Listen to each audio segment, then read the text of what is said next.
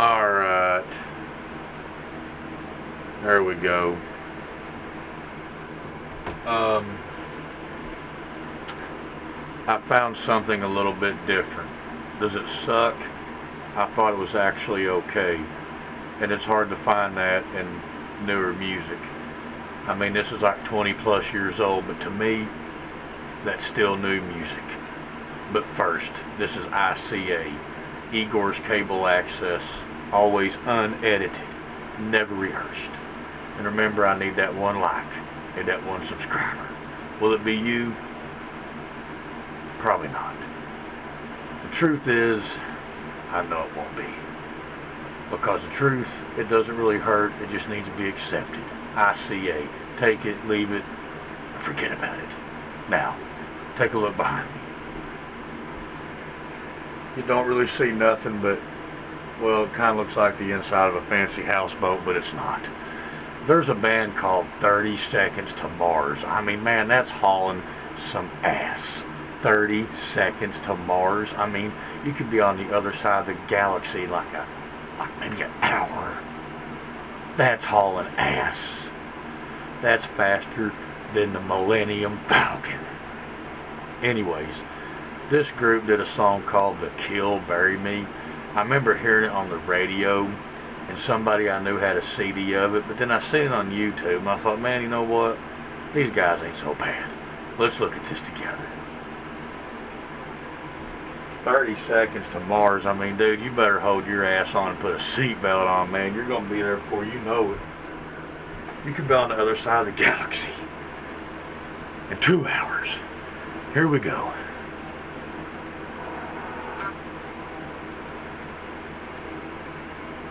Yeah, it had a really long introduction. It was like unreal. Did I just pause it? I did.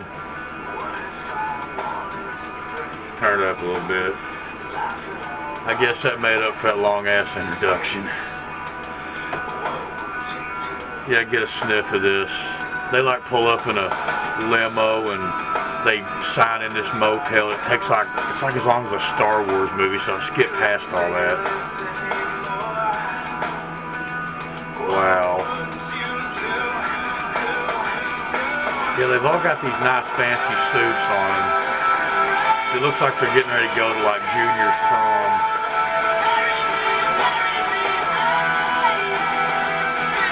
Man, who uses typewriters these days? Except maybe your grandpa. You know, I got to watching this video, and it has a lot of similarities to The Shining in it. You know, these people, I don't know if they're a Stephen King fan or just a fan of The Shining. You know, The Shining was a movie that was long, drug out, and I'm going to be honest with you, I never totally understood everything that was going on in it. I told people I did just so they would think I was smart, but when I got into conversations with them about the movie, I could tell that they didn't know a whole hell of a lot about it either. That is usually what happens when you talk about The Shining. The people in the room don't really know what happened. They said that, you know, they read the book, and the book has nothing to do with the movie, but everybody just tries to make you think that they actually know what happened in that movie. It and Total Recall are the same thing. The same hypnotic trip. Let's see some more of this. Not even the directors can explain the movie. Alright. Yeah, but typewriters, man, they're a little bit outdated, man, here.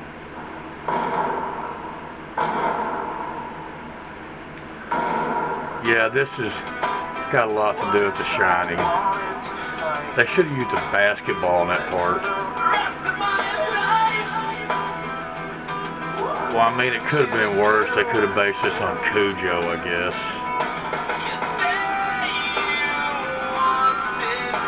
Man. Yeah, this looks like the band that played it. You know, Pearl's 16th birthday party on SpongeBob. Oh, man. You know,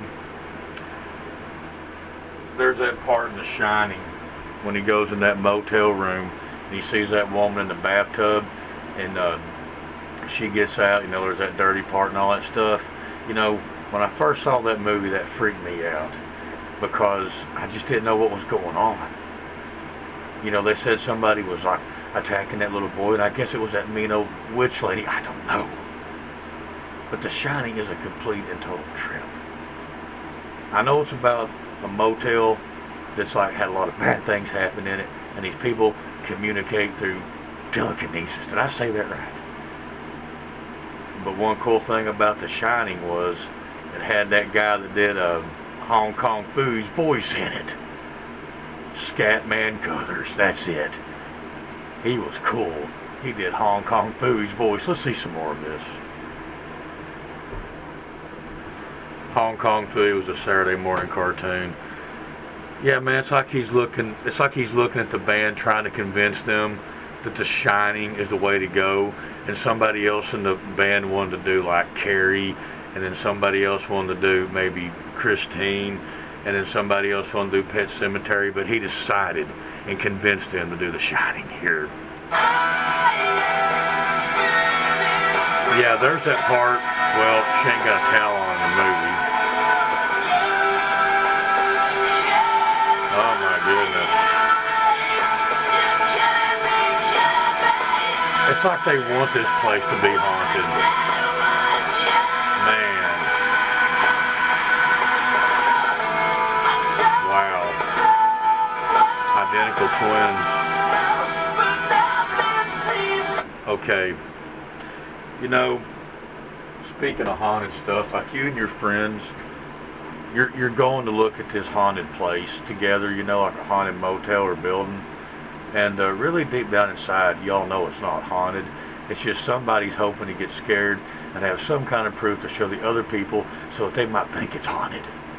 That's what happens when you go on one of these ghost hunting trips. Well, there might be one guy in the car that thinks something's real, but anyways, that's what it is. Everybody knows it's a bunch of BS. They're just hoping that they can find some kind of proof to convince everybody else in the car. And when you go home at night and you sit down, you know you made that sound on that tape. That's right, baby. That's what a haunted hunting experience is all about. Just quit using those damn leaf blowers.